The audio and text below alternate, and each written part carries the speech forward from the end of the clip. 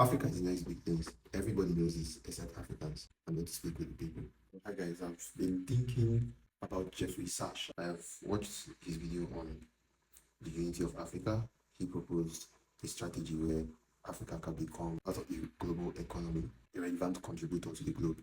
As a global leader, it's something that really piqued my interest. Africa has approximately 1.4 billion people population. If you look at the 54 countries in the African Union, what gets interesting is that that's the same number with what China and India have, approximately 1.5 billion in population.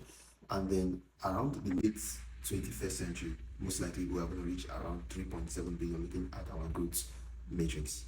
We're going to have a very large potential of market. Aside poverty, generally Africa would have that head on growth with anything we do, any economic value we add to ourselves, which means that it's a very fertile economic ground.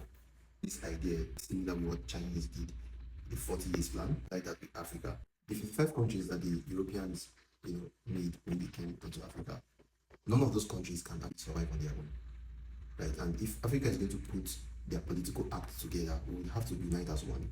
Then have one army, one currency, and then the value that and the potentials as the people of one with such vast amount of population can actually do will outnumber what we are already doing. Right? I'm not trying to undermine the ongoing crisis in other African countries, and including Nigeria. Right? This major move can silence a lot of nonsense going on in our individual countries. One of the major struggles is the fact that most of the elites in African nations would refuse to give up their power. And it's one of the reasons why they're going to look into quantum jurisprudence. There actually has to be a way of working those things out. I think there are several ways we can also do this with our arts and culture, even with our businesses. From next month, May 2026, we are going to actually look at the land and survey the land where we're going to be building African First Quantum Art Lab. And some of us will be wondering what's this all about, and it's simply where arts, technology, and architecture actually converge for social change. Architecture then tells a story. The art begins to help us redefine our culture or revive our culture, and then the innovation begins to help us expand our horizon.